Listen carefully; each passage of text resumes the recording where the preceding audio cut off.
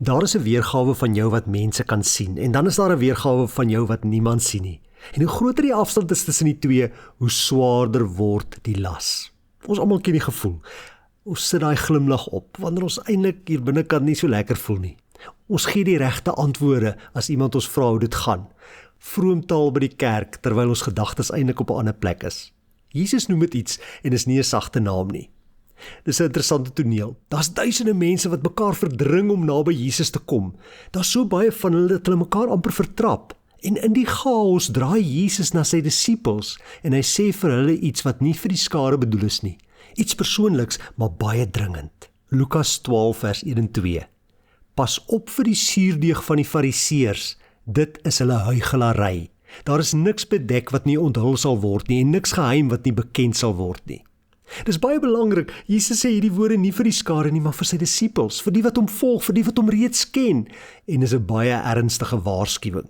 Hy waarsku hulle nie oor Rome en oor misdadigers en oor vervolging nie, maar oor die fariseërs, die mees godsdienstige mense van die dag. En Jesus sê, pas op vir hulle suurdeeg. Hoekom suurdeeg? Suurdeeg is 'n simbool van iets wat onsigbaar begin en dan in alles deurdring. Jy sien dit nie in die deeg nie, maar dit werk van binne af. Stadig, seker, totdat die hele deeg deursuur is. 'n Klein bietjie suurdeeg beïnvloed uiteindelik al die deeg. En Jesus sê die suurdeeg van die fariseërs is hulle huigelary. Met ander woorde, jy dra 'n masker. Jy gee voor jy is iets wat jy nie werklik is nie. Jy is iemand wat jy nie regtig is nie. Om geestelik te lyk sonder dat jy regtig geestelik is. Om die regte woorde te sê terwyl jou hart eintlik baie ver van God af is. Want hoe werk hierdie suurdeeg? Dit begin met 'n klein kompromis. 'n Klein verskil tussen wie jy voordoen om te wees en wie jy regtig in jou hart is. En dan groei dit van daar, stadig maar seker, tot elke area van jou lewe daardeur geraak word. Jou gebede, jou verhoudings, jou selfbeeld, selfs jou verhouding met God. Die fariseërs was nie van die begin af skynheilig nie, maar iewers het hulle 'n masker begin opsit, het hulle 'n front begin voorhou. En as ons eerlik is dit nie net die fariseërs se probleem nie, dis 'n versoeking vir elkeen van ons. Want dit is so maklik om 'n masker op te sit, dit gebeur so vinnig. Veral vandag, ons kan kies wat mense van ons sien. Ons wys net die beste foto's, die beste oomblikke, die mooiste dele van ons lewe. Maar God sien altyd die volle prentjie.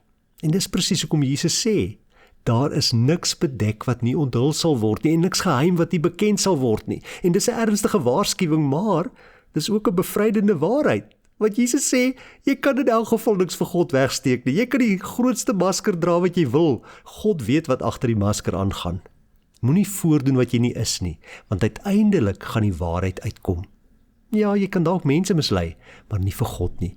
Hy sien die dinge wat niemand anders sien nie. Hy sien die motiewe van jou hart. Hy ken jou gedagtes, jou geheime, die persoon wat jy is wanneer niemand kyk nie. En weet jy wat is die ironie? Huigelary gebeur dikwels wanneer ons meer bekommerd raak oor wat mense van ons dink as wat God van ons dink.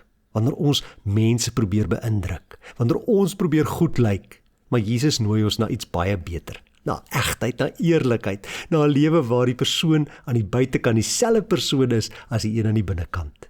Want God soek nie perfekte mense nie, hy soek opregte mense. Mense wat bereid is om te sê, Here, U ken my, U sien alles, verander my hart. Dis die verskil tussen 'n fariseer en 'n ware disipel. Die fariseer fokus op die voorkoms, die disipel fokus op oorgawe, op eerlikheid. So wees jy wanneer niemand kyk nie, want die persoon wat jy in die geheim is uiteindelik die persoon wat jy werklik is. En die goeie nuus is, dat Jesus nie gekom het om maskers mooier te maak nie, hy het gekom om harte nuut te maak. Deel asseblief die video met jou vriende en jou familie, subscribe as jy nog nie het nie en oorweeg dit gerus om ook 'n member van die kanaal te word en so deel te word van die bediening. Kom ons bid saam. Here, ek haal nou alle maskers van my af. Ek wil nie voorgee nie, ek wil nie voordoen nie. Ek wil net eerlik en opreg voor U staan, want U ken my soos ek is. U ken my hart, U ken my gedagtes, U ken my motiewe. Dankie dat U nog steeds vir my lief is. En Here, ek bid dat U my sal help om elke dag voluit vir U te leef, sodat ander mense die ware ek sal sien en nog steeds vir U ook in my lewe sal kan waarneem.